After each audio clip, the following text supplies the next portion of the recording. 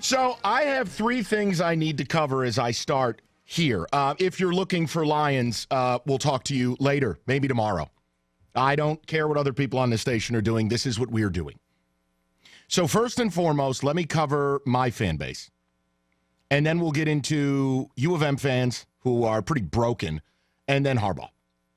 So for Michigan State, it's a really weird place because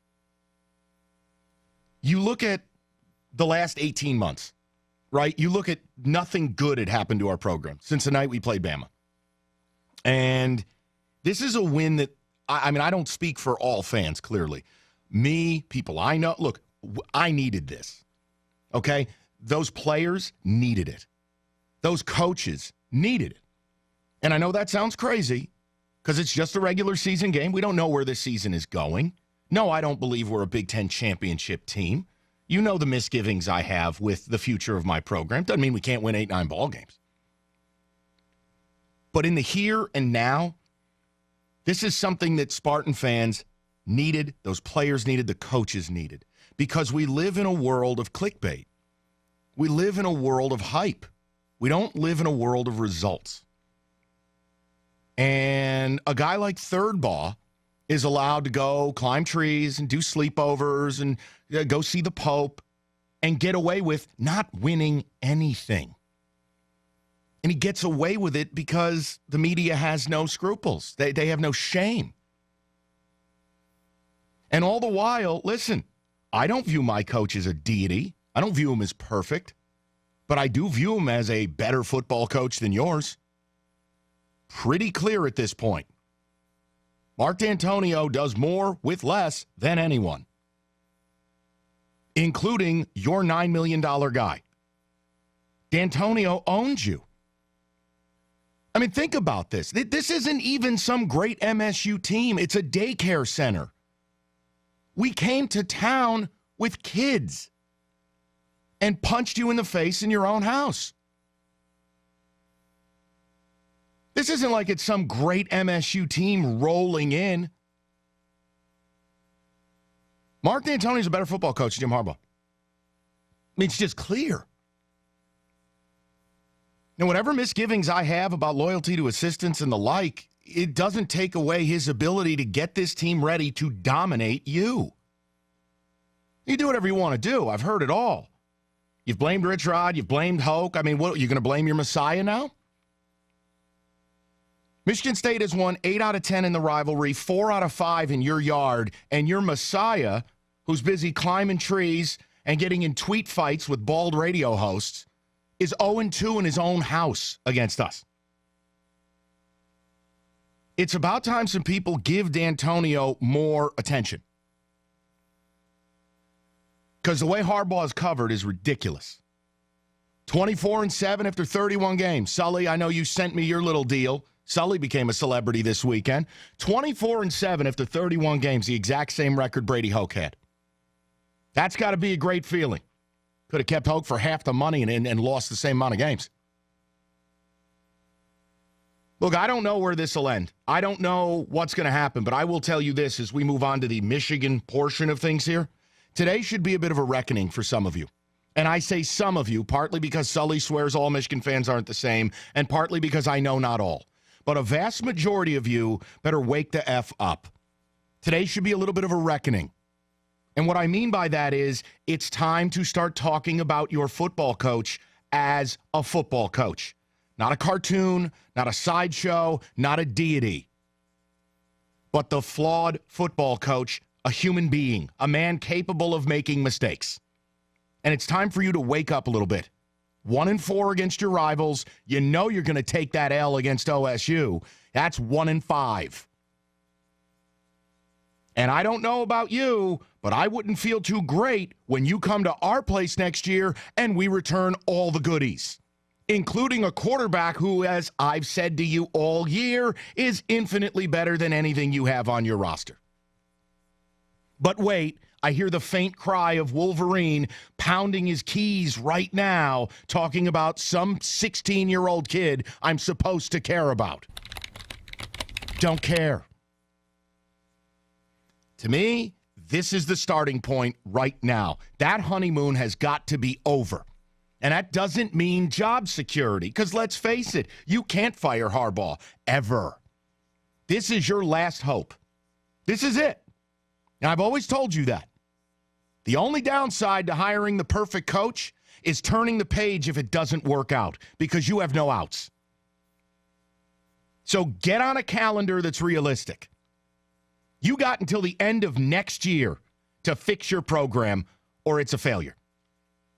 You got the rest of whatever this year's going to be, and I don't know what it's going to be. Last year at this time, we didn't see Penn State coming. And I don't think you're going to be able to do anything with that ridiculous offense of yours. But he's got the rest of this year and a big game against OSU. And next year, he better tie an extra belt loop on, tighten the pants, and get to work. Because if you don't go to Indy next year and you take another L in East Lansing and you take another L to the Buckeyes, you're going to have a coach that's 1-7 versus his rivals that make John Cooper look good. And it'll be another year you're not in Indy. I don't want to hear about Brady Hoke. I don't want to hear about Rich Rodriguez. This is not UTEP. He was handed the keys to NFL players that were getting subpar coaching. He's been allowed to do whatever he wants to do in Ann Arbor with impunity. There are no rules. He does whatever he wants to do. And now you have opened up by losing to your rival, one who you spend a ton of time saying isn't a rival, more on that in a minute, and put yourself behind the 8 ball to do anything divisionally. This man makes $9 million a year. Your offense looked like something Sully ran in high school. That's unacceptable. I bitch about my offensive coordinator. There's a difference. He don't make $1 million. And I didn't hire him a passing buddy in Pep Hamilton for another $1 million. You're allowed to spend whatever you want, however you want to do it. There's no rules for this guy. That product's embarrassing. You are at home, double-digit favorite against a daycare center who a couple weeks ago at night messed themselves under the lights against Notre Dame. We punched you in the face again, and it feels amazing. Utterly amazing. 248-539-9797. Now, the other thing, too. I want to send a thank you out to Desmond Howard. I really do.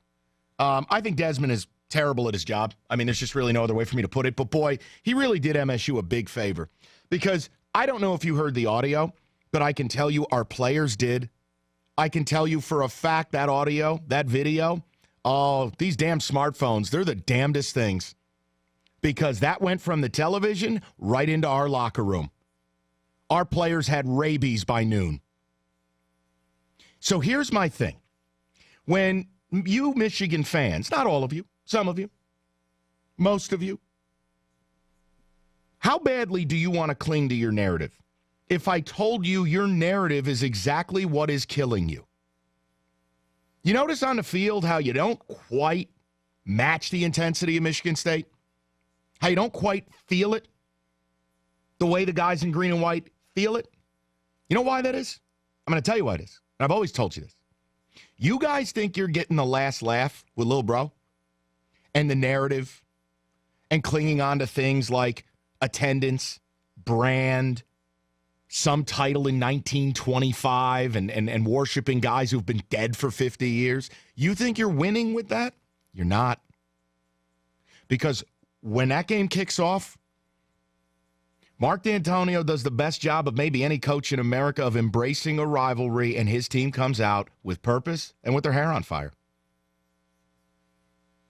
So thank you to Desmond Howard. As if our players needed any more motivation. There was a mighty big group of texts that was being sent out. Oh, man. Here's the deal. Yeah, I'm trying to help you on a Monday. I am. I can't help the fact you got a $9 million coach who's told is supposed to be a QB whisperer, $1 million offensive coordinator, and $1 million passing game buddy, and that's what you put out on the field. I can't help that. I also can't help the fact that your players can't match our guys' effort, can't match our guys' tenacity. because you have done this to yourself. You keep believing that you're better. You keep believing that somehow what you did before color television and before black people were allowed to play college football, you keep acting like that gives you a God-given right to somehow be better than now or somehow guarantees that tomorrow will be brighter than today. You keep doing that, and you keep doing it so openly and with such passion and with such delusion.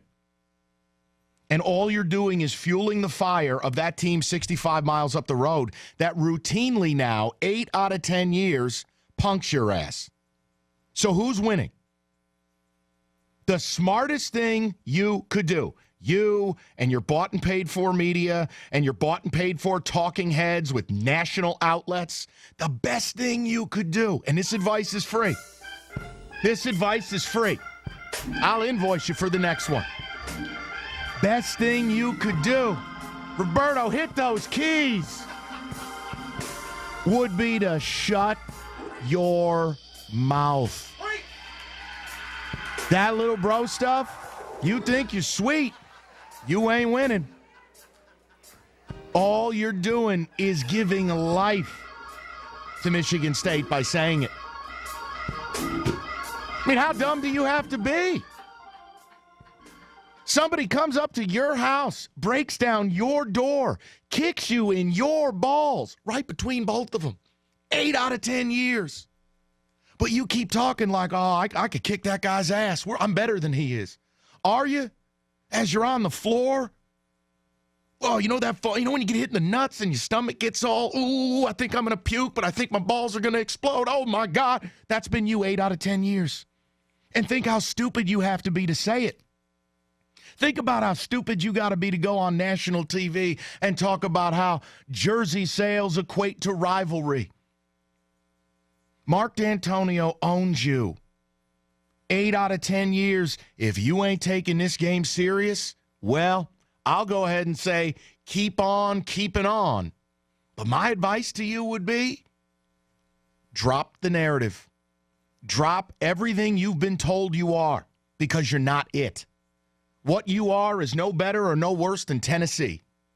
No better or no worse than Florida. Hey! Your teams that used to be sweet and have started recycling coaches. And now you've hired what you think is your messiah. And it may work out. It may be all roses down the line. But right here and right now, underwhelming at best. Time to wake up a little bit now. I want to know, if Michigan fans, where you're at with this. Honeymoon is over, correct? We can start talking football again? I don't have to watch him handing shoes to the Pope. I don't have to watch him, bleeping with some coach at Ole Miss. That is a great question. Oh, the pants, the silks. You keep doing whatever you want to do about Ohio State, because newsflash, you can't beat them either.